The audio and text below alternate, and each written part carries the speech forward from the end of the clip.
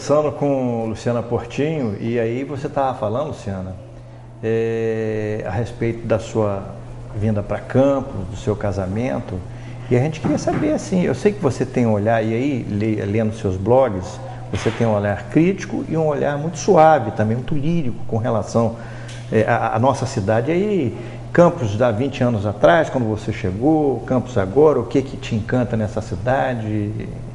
Conta pra gente. E o que te desencanta também. Desencanta também. Desencanta, acho que você falou, né?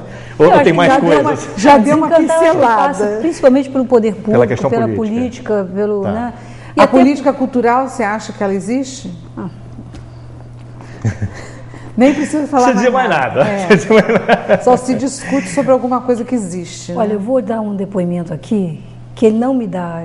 Não vou falar o nome porque eu acho que não é elegante. Mas teve aqui recente Só por isso, se ele tivesse me dado eu falaria.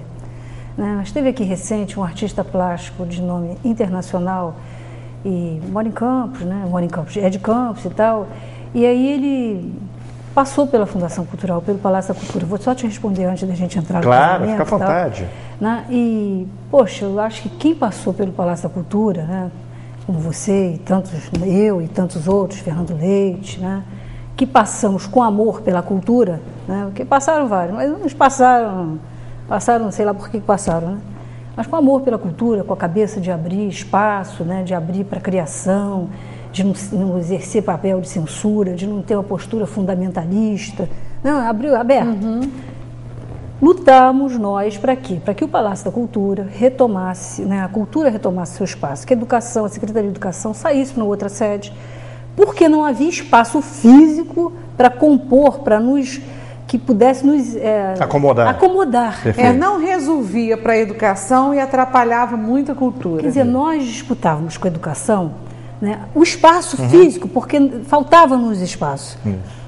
Bom, esse governo retomou o espaço, a educação saiu, acho até que deve estar melhor acomodada, porque ele realmente era ruim, né, era mal, ficava uma acomodação capenga para os dois.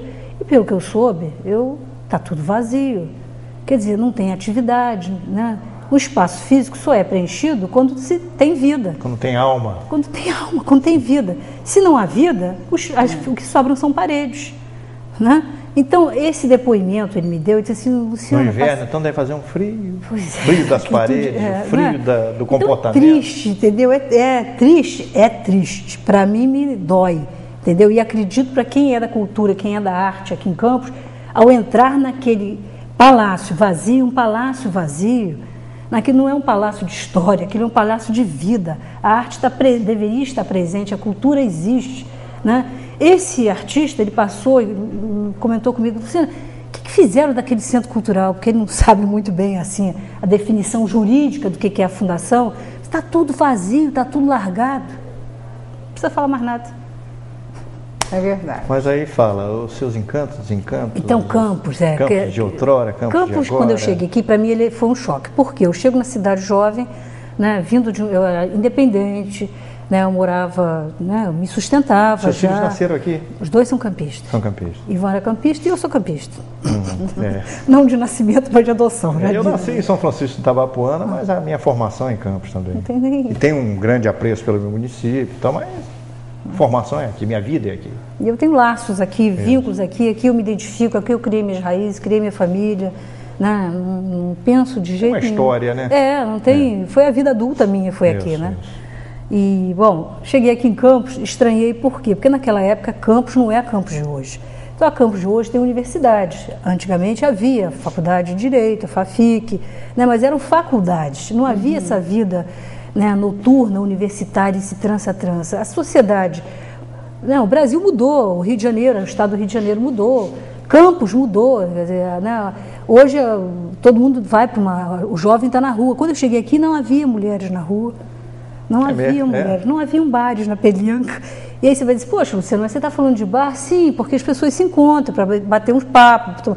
Né? A gente saía, eu vinha do Rio de Janeiro, saía da Assembleia Legislativa, ia para Amarelinha, na Praça 15, bater papo sobre o quê? Sobre trabalho, sobre política, sobre o movimento da anistia, trocava, né? Quer dizer, se falava sobre cultura, se falava sobre tudo, havia uma socialização. Uma efervescência, né? Eu cheguei aqui não havia, eu não sentia, havia só o calçadão E aí, para mim, assim, o grande momento era a campanha eleitoral, que eu adorava. Não sei se você se lembra da campanha de 82. Sim, claro. Aquelas tendinhas na Praça São Salvador, aquelas barracas. Eu lembro a primeira vez que o Brizola veio aqui, era meia dúzia de gato pingado, a gente acompanhando o Brizola para fazer uma reunião na IC.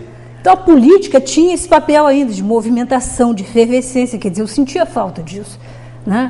Então, para mim, e eu chego aqui também para morar, eu chego grávida.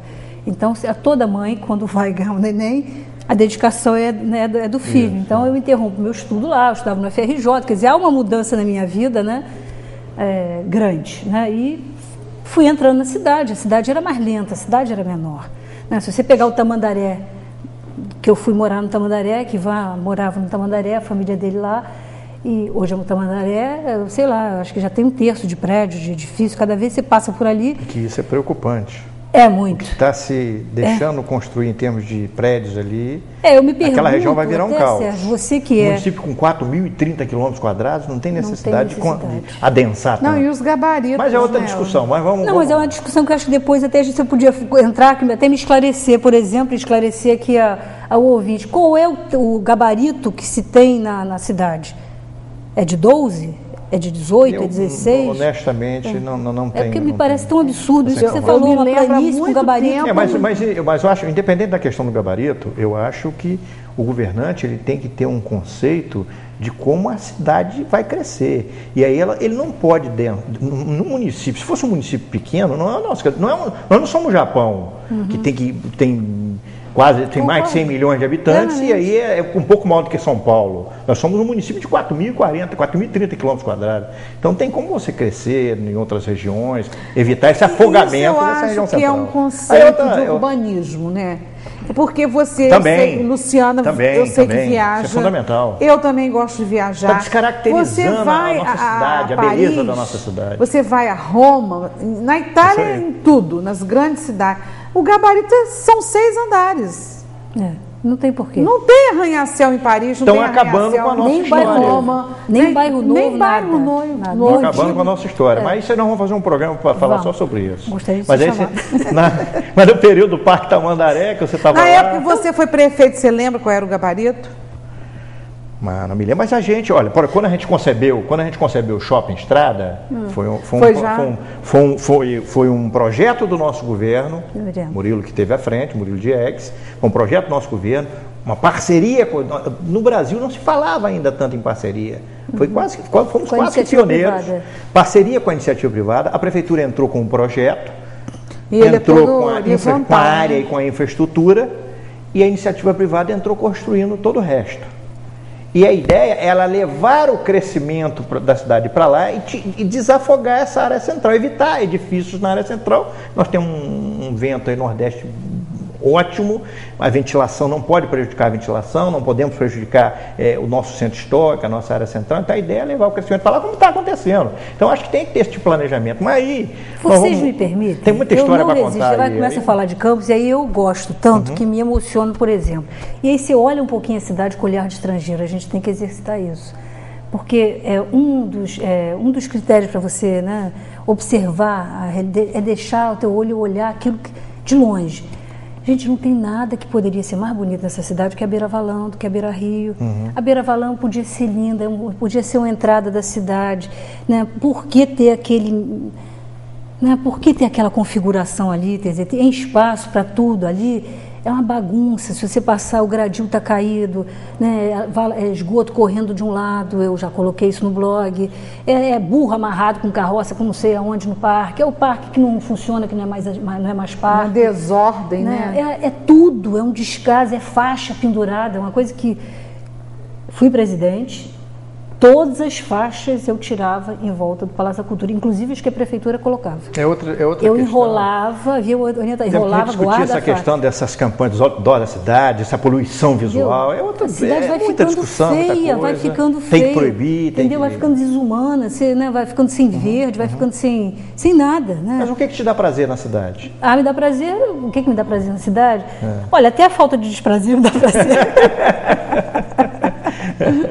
Porque mexe com a gente, se a gente gosta, a gente quer ver diferente. Claro. Não, me dá prazer poder, olha, Campos, com todos os defeitos, nunca é o Rio de Janeiro. É uma cidade ainda muito mais solidária, uma cidade que tem mais muito tranquilidade. Mais cúmplice, né? Mais cúmplice, mais próxima. Eu moro numa casa, né? Me sinto segura na casa. Posso no Rio de Janeiro fui assaltada. Mas não tá assim não, tá? Não, eu sei que não é. Eu moro numa casa, já fui assaltado 2 vezes. Você, né?